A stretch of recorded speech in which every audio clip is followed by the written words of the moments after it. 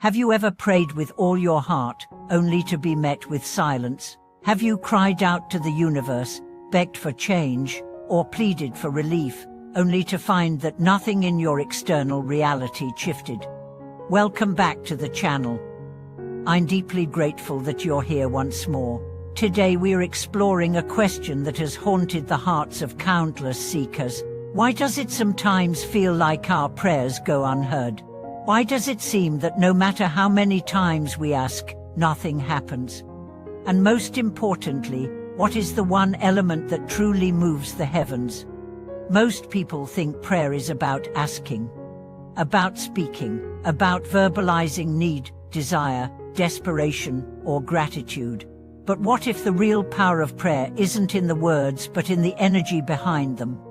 Let's be honest, many people pray from a place of lack, from fear, from panic, from frustration. And while these are human emotions, they emit a frequency that doesn't align with the vibration of divine receptivity. Prayer, when reduced to a form of spiritual begging, often vibrates at the level of resistance, not faith. This isn't punishment. It's alignment. The universe doesn't respond to what you say, it responds to who you are while you're saying it. Let's take a deeper look. Imagine a child crying for candy, screaming in a tantrum. The parent hears the request, but doesn't reward the energy of chaos. Not because they don't love the child, but because giving the candy in that moment reinforces the wrong energy. Now imagine a different scenario. The child approaches with calm, with presence, with intention. The parent, feeling the sincerity and balance, is far more likely to respond with generosity. The divine works the same way. When you pray with conviction, alignment, and self-responsibility, your energy vibrates with coherence. When you pray from desperation, entitlement, or passive victimhood, your signal is distorted. So what moves the heavens? Not volume, not repetition, not even ritual. What moves the heavens is devotion expressed through integrity. The one thing that truly moves the unseen forces in your favor is a life that reflects your prayer.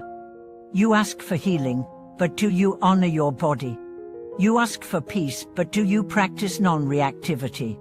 You ask for love, but do you offer love, without condition or manipulation? You ask for abundance, but do you practice gratitude for what you already have? Your life is your loudest prayer. Your thoughts are incantations. Your actions are affirmations. Your intentions shape the current of reality. Let's talk about a woman named Miriam. For years, she prayed for financial freedom. Every morning, she lit a candle and recited affirmations, but her life was still filled with complaints, scarcity thinking, and resentment toward wealthy people. One day, during a meditation, a message came through: your words say yes, but your energy says no. That changed everything.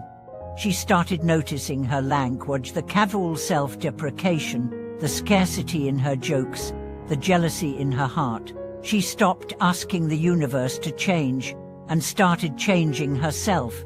Within a year, opportunities opened up, unexpected money flowed in, and her sense of inner richness grew. It wasn't magic, it was alignment. Here's the key: prayers are not commands, they are invitations. And what you invite is not based on your emotional plea, it's based on your energetic signature. The most powerful prayers are not those that beg, they are those that become. You pray for courage, so you walk into the fire. You pray for truth, so you stop lying to yourself. You pray for love, so you start being the person you would want to love. This is the hidden secret of prayer, embodiment. Spiritual, immature people don't just pray with their lips. They pray with their lives.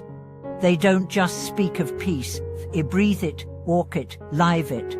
They don't just ask for help, they make space for it to arrive. Because the universe cannot deliver what your mind resists, what your habits contradict, or what your heart does not truly believe is possible. Another story: Jacob was a man who prayed every day to find his purpose. He read every sacred book, visited every teacher, joined every group. Still, nothing came. One day, an elder told him, "Your purpose is not lost, it's simply buried under the knives of your search." Jacob went silent.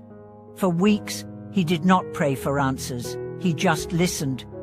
He stopped talking, stopped seeking, stopped demanding.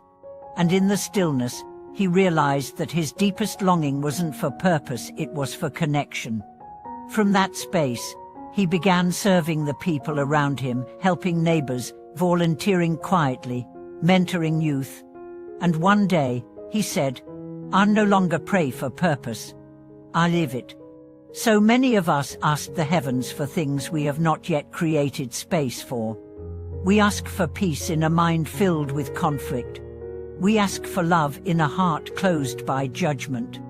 We ask for abundance in a life driven by comparison. And then we wonder why the answers don't come. But the universe is not a vending machine.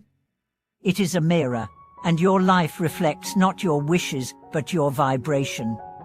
This is not to shame anyone. It's to awaken. Because when you realize that your prayers are heard, not just in temples, but in the quality of your breath, in the depth of your presence, in the kindness of your gaze, then every moment becomes sacred. And every action becomes a prayer. To walk mindfully is to pray. To eat gratefully is to pray. To forgive sincerely is to pray. To speak truth, even when inconvenient, is to pray. To hold space for someone in pain, without fixing them, that too is a prayer. These are the kinds of prayers that move the heavens, not because they are loud, but because they are real. So if you feel like your prayers are not being answered, ask yourself, am I praying from fear or from faith? Am I aligning my behavior with my intention? Am I creating the conditions for what I seek to arrive? Am I willing to let go of control and make space for grace? And if the answer is no, then begin there. Not with more asking, but with more becoming.